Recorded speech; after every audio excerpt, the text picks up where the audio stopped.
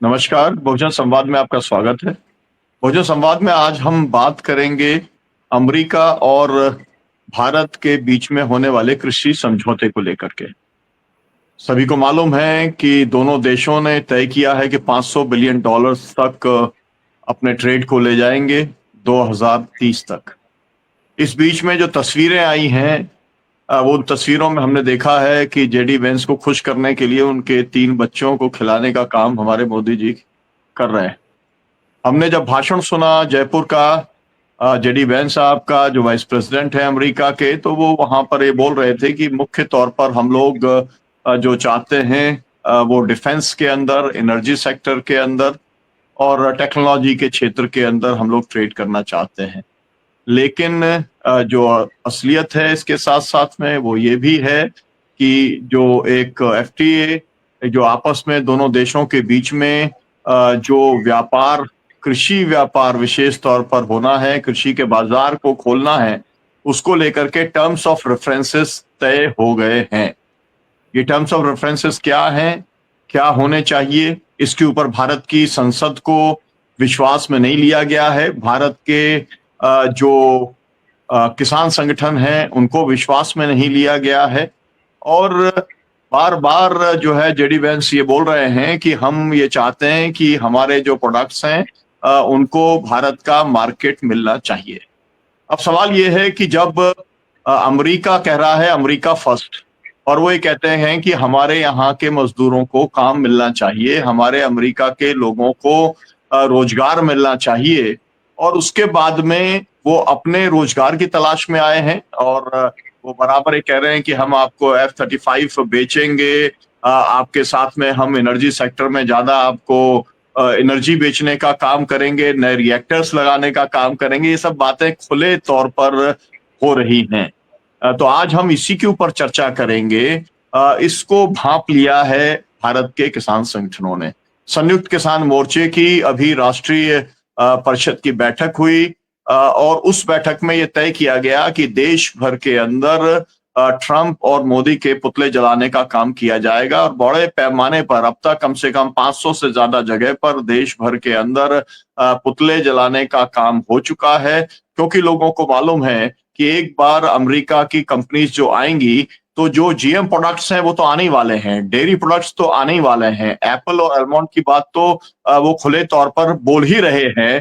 तो आज जो किसान, किसानी और गांव है उसकी बर्बादी का रास्ता इन समझौतों से प्रशस्त होने वाला है। आज हम उसी के बारे में चर्चा करेंगे। हमारे साथ में जो साथी हैं उनसे मैं आपका परिचय कराता हूं। हमारे साथ में प्रोफेसर अरुण कुमार जी हैं, इस देश के जाने माने अर्थशास्त्री हैं और अल्टरनेटिव इकोनॉमिक्स को लेकर के बहुत लंबे समय तक विशेष तौर पर इस देश के अंदर जो बेरोजगारी है उस संकट से उबारने के कौन सी पॉलिसीज हो सकती हैं, इसको लेकर के उन्होंने बहुत काम किया है।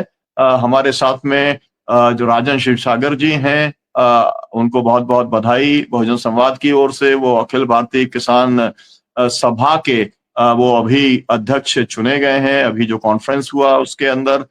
इसके साथ में हमारे साथ में शिव सिंह जी हैं, संयुक्त किसान मोर्चे के नेता हैं और संयोजक हैं, रीवा के एडवोकेट हैं। हमारे साथ में किसान संघर्ष समिति की अध्यक्ष एडवोकेट आराधना भार्गव हैं मध्य प्रदेश से, और डॉक्टर आनंद प्रकाश तिवारी हैं को होस्ट के तौर पर। सबसे पहले मैं प्रोफेसर अरुण कुमार जी आपके पास में आऊंगा और मैं आपसे ये जानना चाहूंगा कि ये सब अंदर खाने में क्या चल रहा है। अमेरिका ने कहा कि 26% टैरिफ लगाएगा, एक तरीके से दबाव के अंदर ले आए वो भारत सरकार को, और उसके बाद में निगोशिएट करने के लिए यहाँ पर आ गए। आपको क्या लगता है कि 90 दिनों के अंदर या अभी जो टर्म्स ऑफ रेफरेंस है वो क्या बने और उसका भारत के एग्रीकल्चर के ऊपर क्या असर पड़ेगा? जी, प्रोफेसर अरुण कुमार जी। अनम्यूट कर लीजिए। धन्यवाद सुनीलम जी। सबसे पहले तो हमें समझना पड़ेगा कि ट्रंप साहब की नीतियां क्या हैं, क्यों वो सब कुछ इस तरह से कर रहे हैं। तो अमेरिका में एक क्राइसिस है रोजगार का, अच्छे रोजगार का। तो वो समझते हैं कि सब जगह प्रोटेक्शनिस्ट पॉलिसी लगा के अमेरिका के मार्केट को डिफेंड करेंगे और दूसरों के मार्केट को खुलवाएंगे। ये उनकी नीति है। क्योंकि उन्होंने कहा तो रेसिप्रोसिटी है कि जितना आप हमारे ऊपर लगाएंगे उतना हम आपके ऊपर लगाएंगे, लेकिन एवरेज में तो भारत 17% लगाता है, वो 3% लगाते हैं, तो ज़्यादा 14% उनको लगाना चाहिए था। उसी तरह जैसे वियतनाम है, उसके ऊपर उन्होंने 46% लगा दिया। तो ये वो प्रोटेक्शनिस्ट पॉलिसी फॉलो कर रहे हैं, ना कि रेसिप्रोसिटी। पहली बात तो ये है। तो उससे क्या करना चाहते हैं? वो चाहते हैं कि जो जॉब्स वहां से अमेरिका से गए हैं वो वापस आए, और अमेरिका में जो जॉब क्रिएशन ज़्यादा हो, तो उसके लिए वो बाहर मार्केट खोज रहे हैं। तो वो चाहते हैं कि बाहर के मार्केट खुल जाएं, जिससे उनका माल वहां ज़्यादा बिके। और ये बात तो कृषि के बारे में तो 1982 में जब गैट के नेगोशिएशन हो रहे थे, तो अमेरिका के जो वहां पे नेगोशिएटर थे, एम्बेसडर, उन्होंने भारत के एम्बेसडर को बोला था कि देखो, सोवियत यूनियन आपकी मदद नहीं कर सकता, हमारे पास कृषि में सरप्लस है, हम चाहते हैं कि आप अपना कृषि का मार्केट खोल दें। और इसीलिए उन्होंने दबाव डाला और उरुग्वे राउंड में एग्रीकल्चर, ट्रेड इन एग्रीकल्चर को लाए, ट्रेड इन सर्विसेज को लाए, ट्रिप्स को लाए, ट्रिम्स को लाए। तो ये उनकी निगाह हमारे मार्केट पे लगी हुई थी। लेकिन WTO के नेगोशिएशन में उन्होंने फायदा उठाया, ट्रिप्स में, ट्रिम्स में, बाकी सर्विसेज में, और फिर हमें कंसेशन दिया उन्होंने एग्रीकल्चर में कि हम हाई टैरिफ लगा सकते हैं। अब ट्रम्प साहब कह रहे हैं कि नहीं, आप हाई टैरिफ नहीं लगा सकते, हमारे पास तो चिकन लेग है, हमारे पास तो कॉर्न है, हमारे पास तो और प्रोडक्ट्स हैं जो हम बेचना चाह रहे हैं। तो सवाल ये उठता है कि क्या वो अगर हमारे एग्रीकल्चर का मार्केट खुलवाते हैं, तो हमारे यहाँ जो 85% छोटे और मझौले किसान हैं, जो बहुत ही कम लागत पे अपना खेती करते हैं, जिनको दाम भी सही ढंग से नहीं मिलता, वो इसको झेल पाएंगे? क्योंकि अमेरिका का एवरेज किसान तो आपको पता है कि 26 लाख रुपए सालाना उसको सब्सिडी मिलती है, और हमारे यहाँ जो बेचारा एवरेज किसान है वो तो जो 1.5 लाख नहीं कमाता। तो इसलिए कोई कंपैरिजन ही नहीं है। अगर वो हमारे ऊपर टैरिफ लगाते हैं हमारे प्रोडक्ट पे, तो हमारा जो किसान मारा जाएगा। अगर वो हमारा मार्केट खुलवा देते हैं जिसपे 0 to 0 बात चल रही है, क्या हम 0 लगाएं, आप भी 0 लगाएं, तो अगर 0 to 0 हुआ तो हमारे तो फ्लड हो जाएगा, और हमारा जब फ्लड होगा तो हमारे किसानों की जो आमदनी जो वैसे ही कम है वो और भी ज़्यादा कम हो जाएगी। तो इसलिए मेरा मानना है कि चाहे भारत नेगोशिएट और सब चीज़ों पे जो मर्जी करे, लेकिन कृषि में नेगोशिएशन नहीं करके जब मार्केट को खोलना चाहिए। ये मेरा मानना है कि जो वान साहब अभी आए हैं, जो बात कर रहे हैं, और मुझे लगता है कि जो ट्रम्प साहब हैं वो इस समय कहीं भी नेगोशिएट करने के उसमें फिराक में नहीं है। वो कोशिश में है कि सब देशों पे दबाव डलवा के उनके मार्केट खुलवा ले। अगर ये उनकी नीति है, तो भारत को बाकी देशों के साथ मिलके एकजुट होके इस पे जो एक्ट करना पड़ेगा। क्योंकि अगर बाकी हम सब मिलके अमेरिका के ऊपर टैरिफ लगाएंगे, तो अमेरिका में रिसेशन जल्दी आ जाएगा, वहां पे दाम बढ़ जाएंगे और स्टैगफ्लेशन आ जाएगा, और उनको अपनी पॉलिसी रिवर्स करनी पड़ेगी। अगर हम अलग अलग बट के जब नेगोशिएट करेंगे, तो हर एक को अमेरिका को कंसेशन देना पड़ेगा। तो इसलिए मेरा मानना है कि हमें बाकी देशों के साथ गठबंधन करना चाहिए, बाकी देशों के साथ आपस में ये डिस्कस करना चाहिए कि हम एक दूसरे पे टैरिफ नहीं लगाएंगे, पर एक दूसरे पे डंपिंग भी नहीं करेंगे। क्योंकि जब हमारा अमेरिका के साथ ट्रेड कम होगा, तो हर एक के पास सरप्लस होगा। वो सरप्लस को हम एक दूसरे के साथ नेगोशिएट करके आपस में करें, न कि उसमें डंपिंग करें। और चीन को एक बड़ा रोल प्ले करना पड़ेगा, क्योंकि चीन के ही पास सबसे ज्यादा सरप्लस निकलेगा। तो चीन डंपिंग ना करे और चीन सबको एक लीड दे, जिससे कि ऑलरेडी चीन ने EU के साथ नेगोशिएशन शुरू कर दिया है, उन्होंने साउथ ईस्ट एशिया में नेगोशिएशन कर दिया है, उन्होंने भारत को भी एक चिट्ठी दे के एक आश्वासन दिया है। तो इसलिए मेरा मानना है कि इस समय जो कृषि को बचाना है, तो हमें एक ओवरऑल ग्लोबल स्ट्रैटेजी करनी पड़ेगी। अगर ग्लोबल स्ट्रैटेजी हमने नहीं अपनाई, तो हमारा न कृषि बचेगा, न बाकी जो और जो हमारे क्षेत्र हैं वो बचेंगे। तो इसलिए हमें जो आज की स्थिति है, उसमें ये बहुत ज़रूरी है कि हम अपना सेल्फ इंटरेस्ट देखें और बच्चों को ना खिलाएं। बच्चों को खिलाने की जगह हम एक अपना रीढ़ की हड्डी सीधी रखें और हम उसमें नेगोशिएशन ढंग से करें। जी, मैं इसमें ये आपसे जानना चाहूंगा प्रोफेसर साहब कि जो मल्टीलैटरलिज्म का जो युग है, क्या वो समाप्त हो गया? क्योंकि जिस तरीके के WTO के समय के जो नेगोशिएशंस हैं, मुझको याद है कि AOA के अंदर कहा गया था उससे बाहर होना चाहिए। उस समय हांगकांग के अंदर समिट हुई थी, मैं भी वहां पर गया था किसानों के प्रतिनिधियों के तौर पर, वहां हमारी गिरफ्तारी भी हुई थी। ये अब लेकिन अगर ये है कि मल्टीलैटरलिज्म को अमेरिका ने छोड़ करके अमेरिका फर्स्ट किया है, और जो आपने बताया कि प्रोटेक्शनिस्ट मेजर उन्होंने लगाने का किया है, पूरा संरक्षण पूरा दे रहे हैं वो तो मार्केट के अंदर, तो अब आपको क्या लग रहा है कि कौन सा ऐसा फोरम है जिसके ऊपर भारत नेगोशिएट करके अपने किसानों को बचा सकता है या अपनी मार्केट को बचा सकता है? नहीं, देखिए, WTO अभी भी कायम है और जो उन्होंने टैरिफ लगाया है वो इमरजेंसी पावर इस्तेमाल करके लगाया है, कि वो इमरजेंसी पावर के तहत लगाया है, लेकिन ऐसी कोई इमरजेंसी है नहीं। तो मेरा मानना है कि WTO में अभी भी हम आपस में नेगोशिएट कर सकते हैं, और क्योंकि अमेरिका टैरिफ लगा रहा है तो सारे देश अमेरिका के ऊपर टैरिफ लगाएं, एक दूसरे पर टैरिफ ना लगाएं। तो WTO के फोरम के तहत ही हम ये कर सकते हैं, लेकिन इस समय हमारी सिचुएशन बेहतर होगी क्योंकि अमेरिका एक खतरा बन गया है सबके लिए। तो सब लोग एग्री कर सकते हैं कि मतलब एक सॉफ्ट बेसिस पे कि हम लोग आपस में एक दूसरे पे टैरिफ ना लगाते हुए करें। तो अभी मल्टीलैटरलिज्म पूरी तरह खत्म नहीं हुआ है, सिर्फ अमेरिका ने उसको तोड़ा है, बाकी और देशों ने उसको तोड़ा नहीं है। बाकी देश अभी भी WTO में एग्रीमेंट कर सकते हैं कि हम जो है एक दूसरे को कैसे मदद करें, क्योंकि पहले WTO में था कि भारत जो है, क्योंकि यहाँ पे गरीबी ज्यादा है, टेक्नोलॉजिकली हम इतने एडवांस नहीं है, तो हमें कुछ एग्रीकल्चर में और बाकी कुछ क्षेत्रों में कंसेशन मिले थे। लेकिन जो हमारे जो कंसेशन है वो अभी बरकरार रख सकते हैं एक दूसरे के प्रति, अगर हम नेगोशिएट करें WTO के। लेकिन अगर हम अलग थलग पड़ गए तो सब एक दूसरे के ऊपर जो टैरिफ लगाएंगे और डंपिंग करेंगे, और अगर वो हुआ तो अब भयानक स्थिति हो जाएगी, क्योंकि फिर तो ये होगा कि एक लॉन्ग टर्म रिसेशन आ जाएगा दुनिया की अर्थव्यवस्था में। तो इसलिए उससे बचने का एक ही तरीका है कि चीन, ब्रिक्स, EU ये सारे मिल के आपस में नेगोशिएट करके और फिर आगे काम करें, और उसमें हमें अपने कृषि को खासकर बचाना है। तो कृषि में ही सबसे ज्यादा गरीबी है, वहीं पे सबसे ज्यादा परेशानी होगी अगर ये चीजें खुली तो।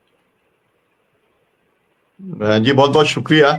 आपके पास समय होगा तो आप थोड़ा वेट कीजिएगा, जो है राजन क्षीरसागर जी से हम लोग अब बात करते हैं, क्योंकि संयुक्त किसान मोर्चे ने जो है पुतले दहन की कार्रवाई, मतलब एक तरीके का स्ट्रीम स्टेप होता है जब ये दिखता है कि अब कोई रास्ता नहीं है और हमें दिख रहा है कि जो किसानों के हित हैं उसका समर्पण करने के लिए जा रहे हैं। हमने देखा कि भारतीयों को किस तरीके से जंजीरों से बांध करके, हथकड़ी और बेड़ी लगा करके लाया गया, और जबकि बगल में नेपाल है, वहां पर ऐसा कुछ नहीं हुआ, कई देशों में कुछ नहीं हुआ। तो लगातार अपमानित करके और एक टैरिफ बैरियर्स के माध्यम से वो हमारे से मार्केट खुलवाना चाहते हैं। ये राष्ट्रीय अस्मिता का सवाल भी है और किसानों के लिए बहुत बड़ा चुनौती है। तो मैं चाहूंगा कि राजन जी बताएं कि वो इसके ऊपर क्या सोचते हैं। पूरे देश भर में हमारे किसान GD वांस अमेरिकी उपाध्यक्ष का पुतला फूंक रहे हैं, निषेध प्रदर्शन कर रहे हैं। ये और दूसरी भी बात है कि साम्राज्यवाद का जिसने सही तरीके से एनालिसिस किया, उस दुनिया के महान क्रांतिकारक लेनिन की भी आज जयंती है, जब किसान और साम्राज्यवाद एक दुनिया के अंदर बड़ा संघर्ष सामने आ चुका है। ट्रंप जो है वो वही खेल करने की साजिश कर रहे हैं। सबसे पहली बात जो है, ये मल्टीलैटरलिज्म खत्म नहीं हुआ है। मल्टीलैटरलिज्म में जिस हथियार के साथ WTO और IMF के जरिए, वर्ल्ड बैंक के जरिए जिस किस्म की नीतियां थोपी जा रही है, उसमें मुख्य लाभार्थी रहेंगे दुनिया के ग्लोबल एग्रो बिजनेस कॉर्पोरेशंस। और ये दुनिया के अंदर जो बड़े एग्रो बिजनेस कॉर्पोरेशंस है, वो सबसे ज्यादा बड़ा रोल करने वाले अमेरिका की है। ये बात हमको समझ लेना चाहिए। तो हमारे देश के अंदर ये जो ट्रंप की चाल है कि सबसे पहले टैरिफ बढ़ा करके एक दबाव बना दिया, और दबाव बनाने के बाद जो है बायलैटरल निगोशिएशंस जो है उसके लिए दबाव डाला जा रहा है। तो मल्टीलैटरल निगोशिएशंस भी एक तरीके से रहेंगे, वो अपना वर्ल्ड बैंक और WTO की उनकी पॉलिसीज का दबाव चलते बनाते रहेंगे, और उस दबाव के चलते सबसे बड़ा हिस्सा अमेरिकी कॉर्पोरेट्स को मिले। एक खेल चल रहा है, ये बात मैं स्पष्ट करना चाहता हूं। दूसरी बात जो है, ये हमारा देश की जो सरकार है, जो खासतौर पर मोदी सरकार जिस तरीके से किसानों से बर्ताव करती है, हमारे जो कौन से कृषि उत्पाद है जिसके लिए वो दबाव डालना चाहते हैं। सबसे बड़ी बात है कपास। वो तो हम पहले ही इंपोर्ट ड्यूटी कोई ना लगाते हुए 0% इंपोर्ट ड्यूटी से हम अमेरिका से इंपोर्ट करते हैं। तो यहाँ पर कोई ऐसी कोई बात नहीं कि अमेरिका से ज्यादा कपास के ऊपर हम टैरिफ लगाते हैं, ऐसी भी कोई बात नहीं है इसमें। दूसरा वो चाहते हैं एडिबल ऑयल और सोया प्रोडक्ट्स जो है ऑलरेडी हम इंपोर्ट करते हैं, और वो सोया प्रोडक्ट इंपोर्ट करने के वजह से हमारे देश के अंदर जो सो कॉल्ड डिक्लेयर्ड एमएसपी है वो भी किसानों को नहीं मिल रही है, और उसमें किसान बर्बाद हो चुके हैं, पूरा लॉस में जा चुके हैं, कर्जे में डूबे हैं। तीसरा प्रोडक्ट वो उन्होंने भेजा था हमारे पास, वो एप्पल्स था। जो एप्पल्स का इकोनॉमी हमारे कश्मीर की रीढ़ की हड्डी है। 5 लाख टन से ज्यादा एप्पल कश्मीर से इंपोर्ट किया गया। वो कश्मीर का किसान जो है वो उसमें बर्बाद हो रहा है। हमारे देश के अंदर दूध से बने प्रोडक्ट्स जो है वो इतने तेजी से, इतने दबाव से भेजे जाएंगे, उसके चलते हमारी जो डोमेस्टिक सारा एग्रीकल्चर है वो बिल्कुल खत्म हो जाएगा। और सबसे अहम बात, इसके साथ वो 2 और बातें चाहते हैं। एक तो सबसे पहले जीएमओ सीड्स वो हमारे देश के अंदर भेजना चाहते हैं। हमारा पास अनुभव है, जो कॉटन बोलगार 2 सीड जो था जिसकी रजिस्ट्रिविटी करीब 2016 में ही खत्म हो चुकी है, और पिंक बोलवर्म को बोलगार 2 कॉटन रेजिस्टेंस उसका खत्म हो जाने के वजह से वो ज्यादा स्प्रेइंग किसानों को करना पड़ रही है, और वो बीटी कॉटन का इस्तेमाल करने के बावजूद भी ना तो किसानों को एमएसपी मिल रही है, ना उसके उत्पाद के चलते वो प्रॉफिटेबल बिजनेस बन रहा है। दोनों तरफ से हम मारे जा रहे हैं। हमें पता है कि मॉन्सेंटो अब सिजेंटा में तब्दील कब हो चुकी है। जब ये कपास का रजिस्ट्रिविटी का मामला सामने आने लगा, उस वक्त मॉन्सेंटो का मर्जर सिजेंटा के साथ हुआ है। बायर जैसी कंपनियां, बायर, सिजेंटा, ये बड़ी बड़ी कंपनियां हमारा सीड बाजार सबसे पहले कब्जे में करना चाहते हैं। जीएमओ सीड्स के आधार पर बने हुए जीएमओ सोयाबीन जो है वो उसको हमारे देश के अंदर वो थोपना चाहते हैं, पहले प्रोडक्ट के तौर पर, बाद में सीड के तौर पर। प्रोडक्ट आने के बाद वो बोलेंगे कि अब इसको इस्तेमाल करने में कोई हर्ज नहीं है, और ये सीड जीएमओ टेक्नोलॉजी का सोया बीज का आएगा। सिर्फ अमेरिकी कंपनियां, एग्रो बिजनेस कॉर्पोरेशन, खासतौर पर अमेरिकी एग्रो बिजनेस कॉर्पोरेशन, ये उसमें आगे रहे।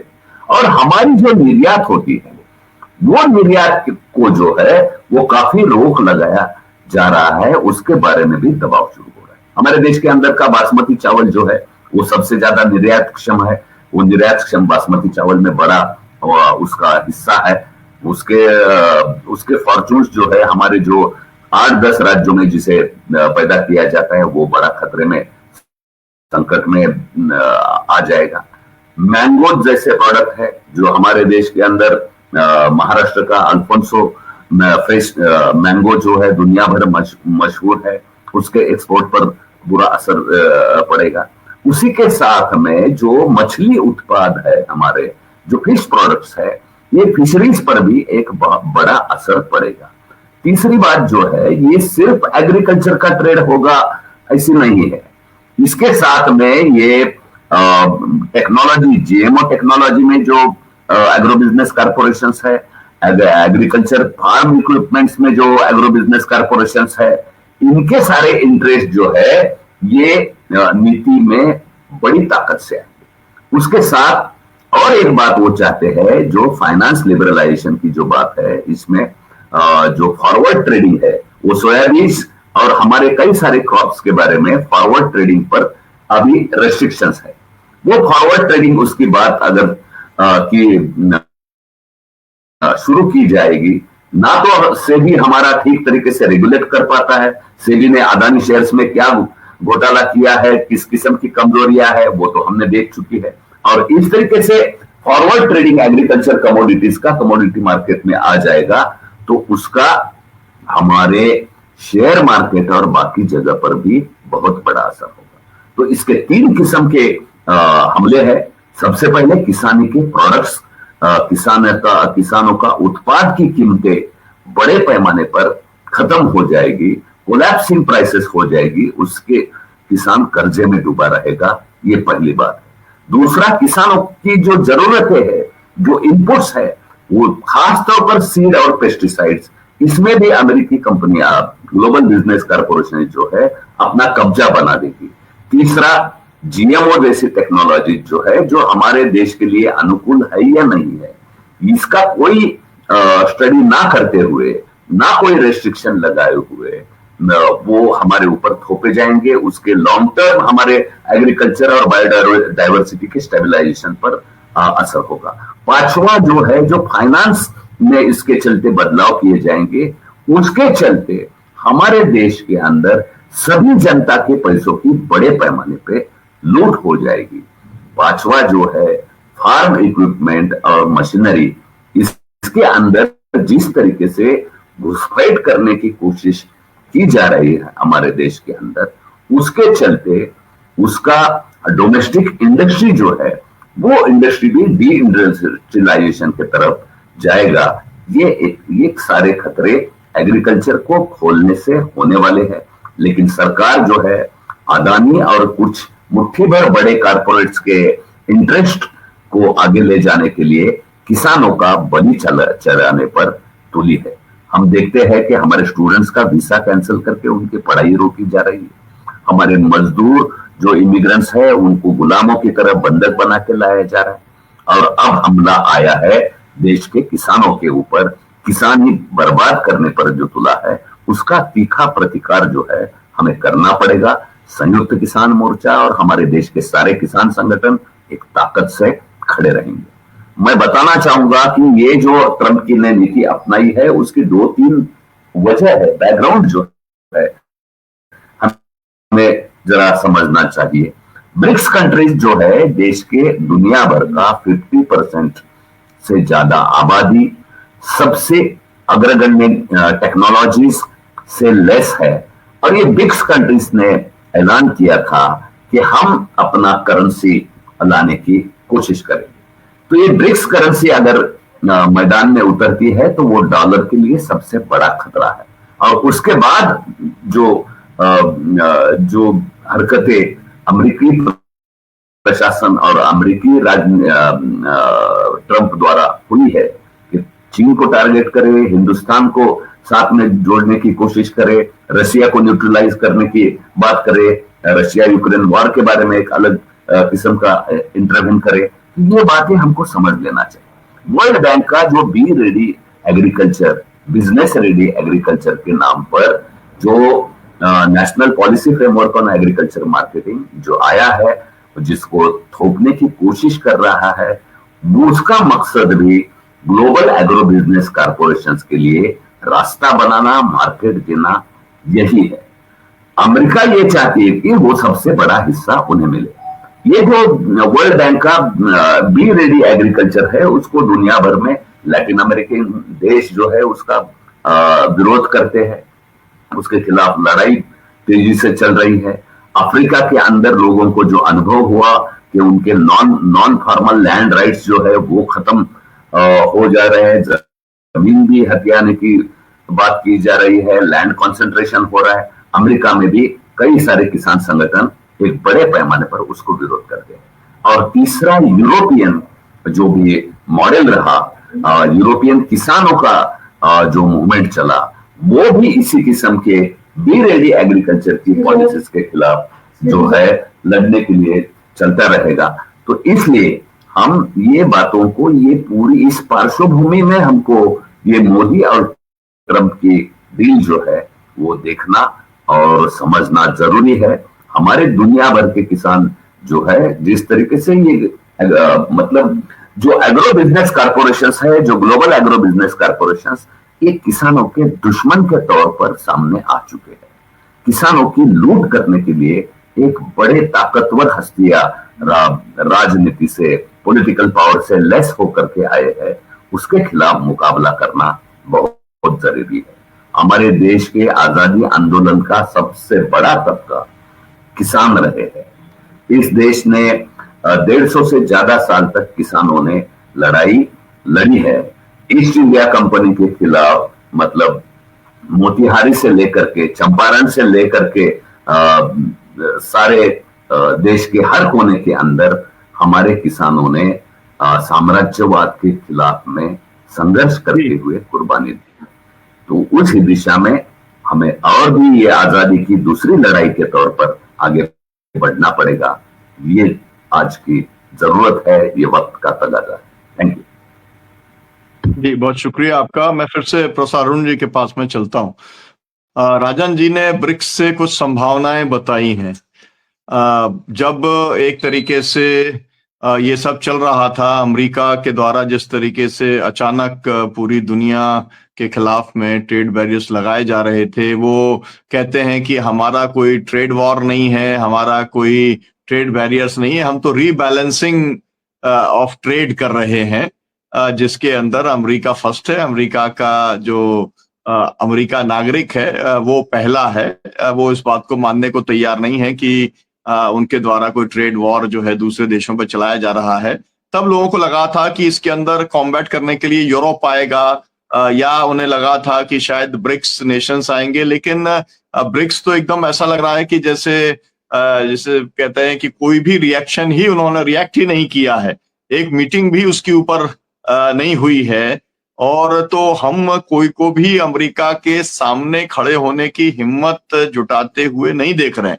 तो प्रोफेसर अरुण कुमार जी, आपने जो कहा था कि सब देशों को मिलकर के कुछ करना चाहिए और अगर मिलकर के दबाव डालेंगे तो कुछ इसके अंदर होने वाला है, तो उस दिशा में कोई डेवलपमेंट्स आपको दिख रहे हैं और ब्रिक्स से कुछ उम्मीद की जा सकती है क्या? जी, अभी अनम्यूट कर लीजिए। हाँ, बोलिए। आप चीन के जो जीपिन हैं, वो अभी सारा साउथ ईस्ट एशिया टूर कर रहे हैं, वो सबको एकजुट कर रहे हैं और उन्होंने ईयू से भी नेगोशिएशन शुरू कर दिया है और उन्होंने भारत के पास भी एक पत्र भेजा है कि वो नेगोशिएट ढंग से करने को तैयार हैं। तो सबसे बड़ी बात यह है कि अगर चीन डंपिंग नहीं करता है और नेगोशिएट करके और अपना जो ट्रेड का जो सरप्लस है वो आपस में हम शेयर कर लेते हैं, क्योंकि जब अमेरिका के साथ ट्रेड कम होगा सब देशों का तो वो आपस में ट्रेड करना पड़ेगा, नहीं तो सब जगह रिसेशन आ जाएगा।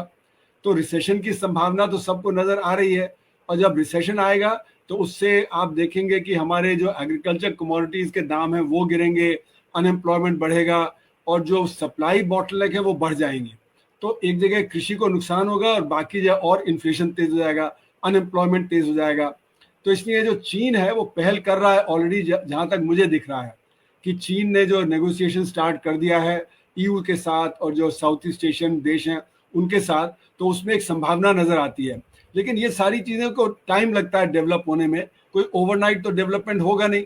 तो ये अगर चीन पहल करता है तो ये एक बहुत बड़ी बात है और ये मुझे लग रहा है कि चीन करेगा, क्योंकि चीन का सबसे बड़ा इंटरेस्ट है अमेरिका के साथ ट्रेड में। चीन का ही सबसे ज्यादा सरप्लस है और जब क्योंकि 100% से ज्यादा ड्यूटी लग गई है तो चीन और अमेरिका के बीच में ट्रेड एकदम खत्म हो जाएगा और जब वो खत्म होगा तो उस सरप्लस को कैसे जब डिप्लॉय किया जाए उसके लिए बहुत जरूरत है चीन जब बाकी देशों के साथ नेगोशिएट करे। अगर वो डंपिंग करेगा तो सब जन उसके ऊपर टैरिफ लगा देंगे और सब चीन के ऊपर भी टैरिफ लगा देंगे, अमेरिका पे भी टैरिफ लगा देंगे, तो दुनिया में रिसेशन बहुत डीप हो जाएगा। तो इसलिए ये दिख रहा है कि बिना चीन के नेगोशिएशन किए चीज आगे नहीं बढ़ेगी और ये मुझे लगता है चीन को समझ में आ गया है और चीन को एक रास्ता मिल रहा है कि अगर अमेरिका रिट्रीट कर रहा है तो चीन को आगे बढ़ने का मौका है अगर चीन स्टेट्स पर्सनशिप दिखाएगा। लेकिन जो अमेरिका कर रहा है उसको भी हमें समझना जरूरी है ब्रॉडर टर्म्स में। अमेरिका में कैपिटलिज्म का एक बड़ा क्राइसिस है क्योंकि वहां पे जो एडवांस टेक्नोलॉजी है उसका उत्पादन हो रहा है लेकिन उसमें रोजगार पैदा नहीं होता है क्योंकि वो जो है हाईली ऑटोमेटेड है। जो इंटरमीडिएट गुड्स का उत्पादन होता है जैसे कि ऑटोमोबाइल है, स्टील है, बाकी इन सब चीजों का, वो तो क्योंकि टेक्नोलॉजी सेम है तो वो चीन में भारत में सस्ती होगी, क्योंकि अमेरिका में तो जो मिनिमम वेज है वो $7.25 है और जो कई राज्यों में तो वो $16.5 है और जो ऑटोमोबाइल सेक्टर उसमें तो $25 है। यानी अमेरिका में जितना एक दिन में जो ऑटोमोबाइल सेक्टर का आदमी कमाता है वो भारत में 2 महीने में नहीं कमाता। तो इसलिए हमारा उत्पादन सस्ता होगा उनसे और उसी तरह चीन का उत्पादन सस्ता है क्योंकि ग्वांगडोंग में $1.2 का जो मिनिमम वेज है और वहां पे जो आपको जो $25 देना पड़ रहा है। तो इसलिए ये कैपिटलिज्म का क्राइसिस जो है, इसी वजह से अमेरिका जो है सब जगह वो कर रहा है कि वो मार्केट कैप्चर करे, और मार्केट कैप्चर दादागिरी करके, मतलब WTO के बाहर जाके। तो इसीलिए मेरा मानना है कि सबको WTO में बाकी देशों को अगर गठबंधन नहीं किया तो आप देखेंगे दुनिया में बहुत ज्यादा उथल पुथल होगी, और ये उथल पुथल जब होगी तो उससे इन्वेस्टमेंट पे असर पड़ेगा, हर देश में ग्रोथ पे असर पड़ेगा, GDP का डिक्लाइन होगा, और जब प्राइसेज है नॉन एग्रीकल्चर कमोडिटीज के बढ़ेंगे और एग्रीकल्चर के प्राइसेस गिर जाएंगे। तो यानी कि एक चौतरफा क्राइसिस जो है कैपिटलिज्म का, वो चौतरफा क्राइसिस हम सबके सामने आ रहा है। तो इसलिए हम सबको एक मिल के करना पड़ेगा, और भारत अलग थलग अगर पड़ गया तो अमेरिका एक सारे कंसेशन ले लेगा। तो इसलिए हमें सबके साथ मिलकर करेंगे तो अमेरिका के साथ भी हमारी नेगोशिएटिंग पोजीशन बेटर होगी। और जो आपने देखा कि बायलैटरल एग्रीमेंट और मल्टीलैटरल एग्रीमेंट पहले हुए, जैसे कोरिया के साथ हुए, साउथ ईस्ट एशिया के, उसमें भारत का ही नुकसान हुआ, क्योंकि हम उतना एक्सपोर्ट नहीं बढ़ा पाए जितना उन्होंने बढ़ा लिया। तो यहाँ पे भी हम देखेंगे यूरोप के साथ हम 23 साल से नेगोशिएट कर रहे हैं, और लेकिन एग्रीमेंट नहीं हो पाया। यूके के साथ हम 2021 दिसंबर से कर रहे हैं नेगोशिएट, लेकिन वो हो नहीं पा रहा, क्योंकि हम R&D में कमजोर हैं, हम वो कंसेशन नहीं दे पा रहे हैं जो कि वो चाहते हैं हमसे कंसेशन। तो इसलिए मेरा मानना है कि अमेरिका के साथ भी नेगोशिएशन में या तो हमें कंसेशन देना पड़ेगा या वो नेगोशिएशन आगे नहीं बढ़ेगा। तो इसलिए दोनों तरफ से हम फंस जाएंगे। तो इसीलिए हमारा बाकी देशों के साथ नेगोशिएट करना बहुत जरूरी हो गया है। और इस समय यूरोप और चीन दोनों हमारी बात ज्यादा सुनेंगे, क्योंकि वो अमेरिका के साथ जूझ रहे हैं। तो ये EU का ट्रेड अमेरिका के साथ बहुत है, चीन का ट्रेड अमेरिका के साथ बहुत है, इसलिए वो फंस जाएंगे। तो वो भारत को अपनी तरफ खींचने के लिए वो मुझे लगता है कि फेयर नेगोशिएशन करने के लिए तैयार होंगे। तो इसलिए हमें मल्टीलैटरलिज्म को बरकरार रखते हुए EU के साथ, ब्रिक्स के साथ जाना चाहिए। और अगर ब्रिक्स ने अभी तक स्टेटमेंट नहीं दिया है तो चाइना उसका डोमिनेंट हिस्सा है, और चाइना बाकायदा वो स्टेटमेंट दे रहा है। चाइना ने तो यहाँ तक कह दिया अभी कल कि अगर कोई देश हमारे हित के खिलाफ जाएगा अमेरिका के साथ नेगोशिएट करके तो हम उस पर भी पाबंदी लगाएंगे। तो चीन तो कदम उठा रहा है, और चीन एक लीडरशिप देने के पोजीशन में है, उनके पास बहुत ज़्यादा फॉरेन एक्सचेंज के रिजर्व्स हैं, तो वो जो लॉस को बर्दाश्त कर सकते हैं कुछ समय के लिए। उनके ऊपर उतना असर नहीं पड़ेगा जितना कि बाकी देशों के ऊपर पड़ेगा। इसलिए मेरा मानना है कि चीन को एक लीडरशिप देनी चाहिए, भारत को चीन से नेगोशिएशन खोलने चाहिए, और भारत को EU के साथ नेगोशिएशन करना चाहिए, तभी जाके दुनिया के लेवल पे कोई समाधान निकलेगा। ये क्राइसिस ऑफ कैपिटलिज्म जो है उसका कुछ समाधान निकलेगा, और हमें बेटर टर्म्स मिल पाएंगे। जी मैं दो बातें हैं। हालांकि अब समय पूरा हो रहा है, 3 मिनट का समय है, लेकिन मेरे को जरूर ये पूछना है कि जिस तरीके का एक डिजाइन पूरे दुनिया में कोरोना के बाद में समझ में आया, उसके पीछे एक षड्यंत्र समझ में आया, उसके पीछे एक पूरी ग्लोबल स्ट्रेटेजी समझ में आई कि कुछ ग्लोबल पावर्स या कॉरपोरेट्स या कुछ इंडिविजुअल्स जो हैं उन्होंने इस पूरे एक सिचुएशन को क्रिएट किया, और उसके बाद में उसका लाभ उठाने का काम वो कर रहे हैं। तो आपको ये क्या एक अमेरिका के राष्ट्रपति की, जिसे कहा जाता है सनक कहा जाता है या पागलपन कहा जाता है, केवल वही दिखलाई पड़ता है, या इसके पीछे आपको एक बड़ा डिजाइन दिखलाई पड़ता है जिसमें पूरी दुनिया के अंदर जिस तरीके से अभी 1% लोगों के पास 50 से 70% तक कैपिटल कंसंट्रेट हो गई है, उसको और ज्यादा बढ़ाने का एक रास्ता है। और पूरी दुनिया में एक किस्म की जब अनाज की, अगर भारत के किसानों की इस तरीके की स्थिति होगी तो एक भुखमरी की स्थिति पैदा होने वाली है, क्योंकि किसान तो बहुत ही ज्यादा हैंड टू माउथ है, जो जिसके पास 1 एकड़ 2 एकड़ 3 एकड़ का जमीन है, सस्टेनेंस की खेती करता है, जीविकोपार्जन करता है, कोई रोजगार उसके पास में नहीं है। तो ये मैं आपसे जरूर चाहता हूं कि इसके पीछे आप कोई डिजाइन देख रहे हैं, या ये आप केवल एक व्यक्ति की सनक और पागलपन देख रहे हैं? नहीं, अरुण जी। जैसे मैंने कहा कि कैपिटलिज्म का क्राइसिस है। अमेरिका जिस रास्ते से अपना क्राइसिस को डील करना चाहता है वो रास्ता उसको वहां ले नहीं जा सकता।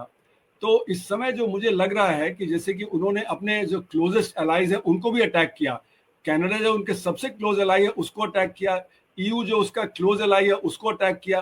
तो इसलिए मुझे लगता है कि वो दादागिरी दिखा के अपनी जो प्रॉब्लम को सॉल्व करने की कोशिश कर रहा है। और वो दादागिरी चल नहीं सकती, क्योंकि उसका सबसे बुरा असर अमेरिका पे ही पड़ेगा। जब वो टैरिफ उन्होंने 10% तो सब पे लगा दिया, बाकियों पे भी वो टैरिफ लगाने की बात कर रहे हैं, तो उसका सबसे बुरा असर अमेरिका के ऊपर ही पड़ेगा। तो ये जो दादागिरी है वो बहुत शॉर्ट टर्म दादागिरी है, ये लॉन्ग टर्म विजन इसमें नहीं है। तो जो उनका गोल है मेक अमेरिका ग्रेट अगेन, वो गोल इस रास्ते से नहीं मिलेगा। उसके लिए कैपिटलिज्म का क्राइसिस जो है उसको रिजॉल्व करना जरूरी है। और जब ये दादागिरी कर रहे हैं और जब दुनिया में क्राइसिस ला रहे हैं, तो जैसे आपने सही कहा कि उसका हमारे किसानों पर सबसे बुरा असर पड़ेगा, क्योंकि हमारे किसान और वर्कर बिल्कुल टेल एंड पे आते हैं। जो हमारी जब बिजनेस है जो एक्सपोर्ट कर रही है, वो जो वेजेस को दबाएगी, और जो वेजेस को दबाने के लिए कृषि को दबाया जाएगा। ये पूरी की पूरी जो एक कृषि को कमजोर रखने की है, वो इसलिए कि लेबर सस्ता मिले इंडिया में, और सस्ता लेबर बिजनेस को मिले, और सस्ता लेबर अमीर लोगों को मिले अपने घर में सर्वेंट्स वगैरह रखने के लिए। उसकी जो एक होती है, इसीलिए बेरोजगारी से नहीं डील कर रहे, इसीलिए कृषि की समस्या से नहीं डील कर रहे। तो हमारी इंटरनल जो स्ट्रैटेजी है वो भी एक कैपिटलिस्ट स्ट्रैटेजी है, और जो बाहर जो है वो भी एक कैपिटलिस्ट स्ट्रैटेजी के तहत हमारे ऊपर दबाव डाल रहे हैं। तो ये जो क्राइसिस है, हमें एक मौका मिल रहा है, क्योंकि अमेरिका ने जो रिच नेशंस का जो एक गठबंधन था उसको तोड़ा है। उन्होंने कनाडा के साथ झगड़ा किया, उन्होंने ईयू के साथ झगड़ा किया। तो वो जो एक हमें स्पेस मिलेगी, उस स्पेस में हम बेटर नेगोशिएट करें WTO में, जिससे कि जो हमारे जो एक हार्ड फेस ऑफ कैपिटलिज्म जो हमें दबा रहा है, उससे हमें कुछ निजात मिलने की संभावना है। तो हमारी स्ट्रैटेजी ये नहीं होनी चाहिए कि सीधे सीधे हम अमेरिका के सामने नतमस्तक हो जाएं। हमारी स्ट्रैटेजी होनी चाहिए कि हम बाकी देशों के साथ भी नेगोशिएट करें और अमेरिका के साथ भी नेगोशिएट करें, लेकिन हमारे जो मिनिमम है कि कृषि को हम नहीं खोलेंगे, और हमारे जो वर्कर्स हैं उनको लिविंग वेज मिले। अगर वर्कर्स को लिविंग वेज नहीं मिलेगी तो हमारी डिमांड कोलैप्स करेगी, और डिमांड कोलैप्स करने से फिर हमारी अर्थव्यवस्था पे और बुरा असर पड़ेगा। तो आपने सही कहा कि कृषि पे भी और वर्कर्स, तो हमारे फार्मर्स और हमारे जो वर्कर्स हैं और महिलाएं हैं और यूथ है, इसका हमारे देश में अंदर गठबंधन बनना चाहिए। और आप लोग सब कृषि से आते हैं, तो आप लोग भी अगर इस पे कोशिश करें कि ये गठबंधन अच्छे से बन जाए, तो सरकार पे दबाव पड़ेगा, और सरकार फिर वो नई मार्केट खोल पाएगी जो वो कोशिश कर रही है। जैसे कि फार्मर कोशिश करके 3 बिल्स को हटाया, उसी तरह यहाँ पे भी कोशिश करके सबको, ये जो ओपनिंग अप की बात है उस पर भी दबाव डालना बहुत जरूरी है।